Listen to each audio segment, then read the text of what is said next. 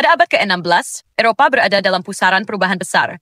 Perpecahan agama antara Katolik dan Protestan tidak hanya merusak kesatuan gereja, tetapi juga mengguncang fondasi politik seluruh benua. Kerajaan Inggris, yang baru saja memisahkan diri dari gereja Katolik di bawah Henry VIII, kini berdiri sebagai salah satu kekuatan Protestan terbesar di dunia. Namun langkah ini menjadikan Spanyol, kekuatan Katolik terbesar dan negara terkaya di dunia, sebagai musuh alami Inggris. Dengan armada yang mendominasi lautan dan kekayaan luar biasa dari koloni-koloninya di Amerika, Spanyol dipandang hampir tak tertandingi.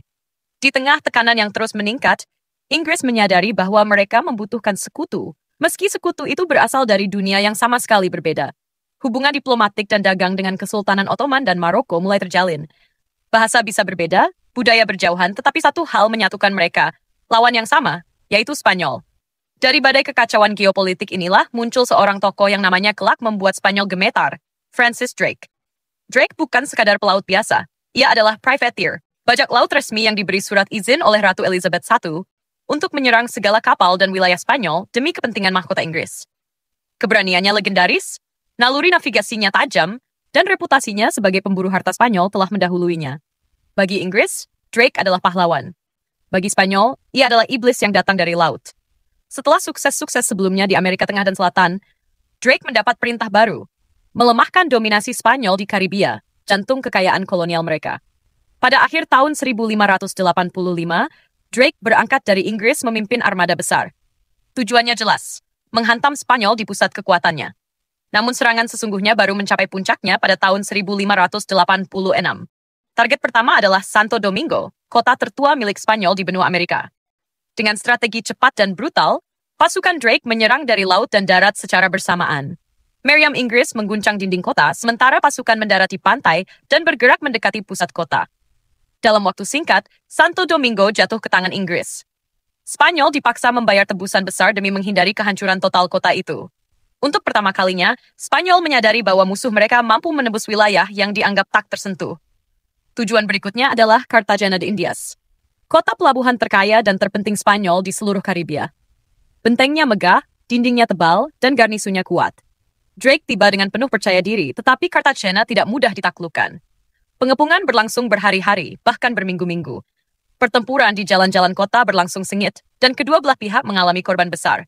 Namun pada akhirnya, Cartagena pun jatuh. Dan seperti Santo Domingo, kota ini dipaksa membayar tebusan yang lebih besar lagi. Serangan Drake membuat malu Spanyol di mata dunia. Kota yang selama ini dianggap kuat dan tak terkalahkan, ternyata dapat ditaklukkan oleh seorang bajak laut Inggris. Tak berhenti di situ, Drake melanjutkan ekspedisinya ke Saint Augustine, koloni Spanyol di Florida, dan salah satu pemukiman Eropa tertua di Amerika Utara. Di sini, Drake tidak berniat meminta tebusan. Ia ingin memberi pesan. Pasukannya mendarat, menyapu pemukiman, membakar rumah-rumah, gudang-gudang, dan bangunan pemerintahan kolonial. Api membumbung tinggi menerangi laut dan langit malam. Dengan kehancuran Saint Augustine, pesan Inggris menjadi jelas. Tidak ada lagi tempat di Karibia yang aman bagi Spanyol. Serangan Drake pada tahun 1586 hanya berlangsung beberapa bulan, tetapi dampaknya luar biasa. Pertama, Spanyol kehilangan wibawa. Kota-kota kaya mereka dapat diserbu dan dipaksa membayar tebusan oleh Inggris. Kedua, Inggris bangkit sebagai kekuatan maritim. Serangan ini memperkuat posisi Ratu Elizabeth dalam menghadapi ancaman armada Spanyol. Ketiga, dunia menyaksikan pergeseran kekuatan global. Dominasi Spanyol mulai retak, sementara Inggris yang kelak menjadi imperium terbesar di dunia, mengambil langkah pertama menuju masa kejayaannya. 2 tahun kemudian, Spanyol mencoba membalas dengan mengirim armada Invincible, tetapi berakhir dengan kekalahan telak. Seakan sejarah sendiri mengakui bahwa angin kekuasaan telah berubah arah. Ekspedisi Francis Drake bukan sekadar kisah bajak laut yang berani.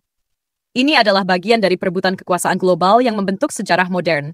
Dari jalanan terbakar di Santo Domingo, benteng megah Cartagena, hingga pantai Saint Augustine yang diterangi api. Setiap langkah Drake menggoreskan perubahan besar pada peta kekuatan dunia. Dan di balik itu semua, satu pertanyaan selalu muncul. Apakah Drake seorang pahlawan atau perusak peradaban? Terserah sejarah yang menilai. Yang jelas dunia tidak pernah sama setelah tahun 1586.